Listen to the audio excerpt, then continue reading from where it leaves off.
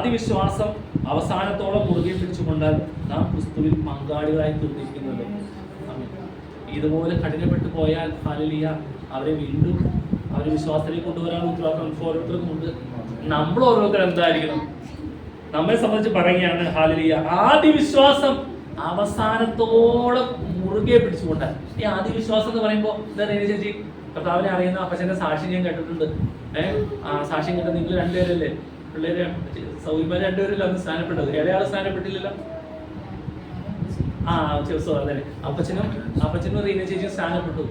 ആ സ്നാനപ്പെട്ട ആ ടൈം അല്ലെ, ആ ഒരു ടൈം ഉണ്ടല്ലോ, ആ ക്രിസ്തുവിനെ രക്ഷകന്റെ നാഥനായി ഏറ്റു പറയുന്ന ഒരു സമയം നിങ്ങളൊന്ന് ആലോചിച്ച് നോക്കിയേ. ആ ടൈം ഒന്ന് ആലോചിച്ച് നോക്കിയേ. അന്നുണ്ടായിരുന്ന ആ ഒരു വിശ്വാസം എന്തായിരുന്നു? ആ വിശ്വാസത്തിന്റെ തീവ്രത, അത് ഏറ്റു പറയാൻ തയ്യാറാകുന്നതും അവർ സഭയിൽ എണീറ്റ് നിന്ന് സ്നാനപ്പെടുവാൻ സാക്ഷ്യം പറയുന്നതും അമ്മേ ആ പങ്കാളിയെ തീരുവാൻ വേണ്ടിയിട്ടാണ്. ഈ ആദ്യ വിശ്വാസം അവസാനത്തോളം മുറുകെ പിടിച്ചുകൊണ്ടാൽ നാം ക്രിസ്തുവിൽ എന്തായി തീർന്നു? പങ്കാളിയായി തീരുക. ക്രിസ്തുവിൽ പങ്കാളിയായി തീരുക. നമുക്ക് ചിന്തിച്ചു നോക്കിയേ, നമ്മൾ എവിടെയെങ്കിലും വീണ് പോയിട്ടുണ്ടോ? അല്ലെ, എവിടെയെങ്കിലും ആ സ്നാനക്കടവിലേക്ക് ഇറങ്ങാൻ നേരത്തെ നമ്മൾ എന്തായിരുന്നു? കർത്താവേ സ്തോത്രം. സ്നാനക്കടവിലേക്ക് ഇറങ്ങുന്ന ഒന്ന് നിങ്ങളുടെ മനസ്സിലേക്ക് വന്നേ. സ്നാനപ്പെടാൻ വേണ്ടി നിങ്ങൾ തയ്യാറായി നിൽക്കുമ്പോൾ നിങ്ങളുടെ ഉള്ളിൽ എന്തെങ്കിലും കളങ്കം ഉണ്ടായോ? ആ സമയത്ത് എന്തെങ്കിലും പോരുവിളിയോ തോൽവിയോ എന്തെങ്കിലും ഉണ്ടായോ? ശുദ്ധ ഹൃദയമല്ലായിരുന്നു, ശുദ്ധ ഹൃദയം. ആ സ്നാനക്കടവില് സ്നാനം നിൽക്കുന്ന പാസ്റ്റർ അവിടെ നിൽക്കുന്നു, ഓരോരുത്തരും സ്നാനപ്പെട്ടുകൊണ്ടിരിക്കുന്നു. അടുത്ത് ഞാനാണെന്ന് പറയുമ്പോൾ നിങ്ങളുടെ ഉള്ളിൽ ആ ദൈവമായിട്ട് ബന്ധം ഒന്ന് ആലോചിച്ചു. ഇപ്പോ എന്താണ്? ഇപ്പോ ഞാൻ എന്താണ്? ചോദിച്ചു നോക്കി. സ്തോത്രം. ആ ജലത്തിലേക്കെല്ലാം കാലെടുത്ത് നോക്കുമ്പോൾ ഹല്ലേലൂയ കർത്താവേ സ്തോത്രം സ്തോത്രം. ഞാൻ കർത്താവ് യേശു ക്രിസ്തുവിന്റെ ക്രൂശീകരണത്തിൽ പങ്കാളിയായി തീരുന്ന എന്റെ പഴയ മനുഷ്യനെ ഒഴിവാക്കുന്ന ഒരു അനുഭവത്തിലേക്ക്. എന്താ ആഴമായൊരു വിശ്വാസമല്ല നേരത്ത് അല്ലേ? നമുക്ക് എന്ത് സന്തോഷമായിരുന്നു. നമ്മളിവിടെയൊക്കെ ചോദിക്കുമ്പോൾ ജലത്തിൽ മുങ്ങുവാനും ആ സമയത്ത് കിട്ടുന്ന ഒരു ആനന്ദം. അത് കഴിഞ്ഞോ? അത് കഴിഞ്ഞ് നമ്മളെല്ലാവരും കടന്നു വന്നു, ദേവസഭയിൽ കടന്നു വന്നു, വീണ്ടും പാട്ടൊക്കെ പാടി കർത്തമേശ സ്നാനപ്പെട്ടത് മക്കൾക്ക് ആദ്യത്തെ കർത്തമേശ എടുക്കുമ്പോൾ ഉള്ളിൽ ആനന്ദം, ആ നേരത്ത് വരുന്ന സന്തോഷം. ആദ്യ വിശ്വാസം അവസാനത്തോളം മുറുകെ പിടിച്ചുകൊണ്ടാൽ നാം ക്രിസ്തുവിൽ പങ്കാളിയായി തീർന്നിരിക്കുന്നു.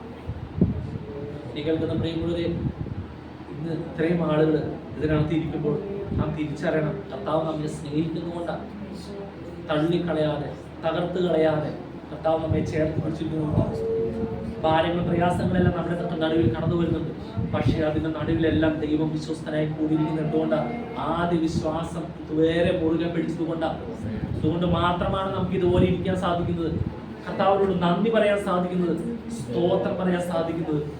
എന്നെ കേൾക്കുന്ന ഒരു കൂട്ടം ആളുകൾ ആമേൻ ദൈവത്തെ ഭയമില്ലാതെ, ദൈവത്തിനെ തിരിച്ചറിയാൻ കഴിയാതെ, ദൈവത്തിന്റെ നന്മയെ തിരിച്ചറിയാൻ കഴിയാതെ കർത്താവിന്റെ സന്നിധിയെ മറന്നുകൊണ്ട് ഈ ലോകത്തിന്റെ ഒഴുക്കിന് ഒത്തവണ്ണം ഒഴുകുന്ന ഒരു കൂട്ടം ആളുകൾ.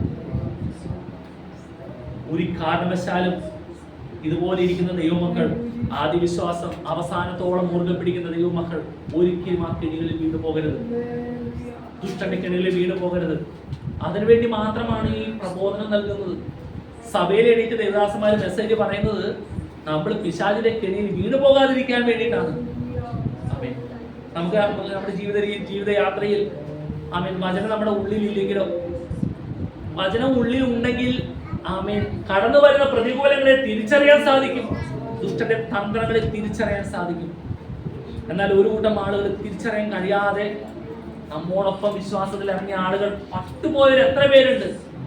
മരിച്ചുപോയവരെ കുറിച്ചല്ല ഞാൻ ഈ പറഞ്ഞത്, വിശ്വാസത്തിൽ നിന്ന് വ്യതിചലിച്ചു പോയവര്, പിന്മാറിപ്പോയവര്.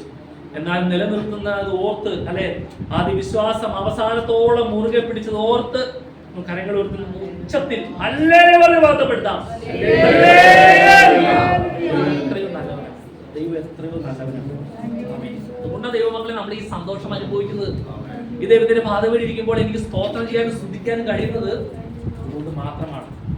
എന്നാൽ ഹല്ലേലൂയ ഒരു കൂട്ടം ആളുകൾ ഇത് തിരിച്ചറിയാൻ കഴിയാതെ ഈ ലോകത്തിന്റെ മോഹങ്ങളിലേക്ക് കടന്നു പോകുന്നു. അവരെ കുറിച്ചൊന്ന് വായിക്കാം. വെളിപ്പാട് പുസ്തകം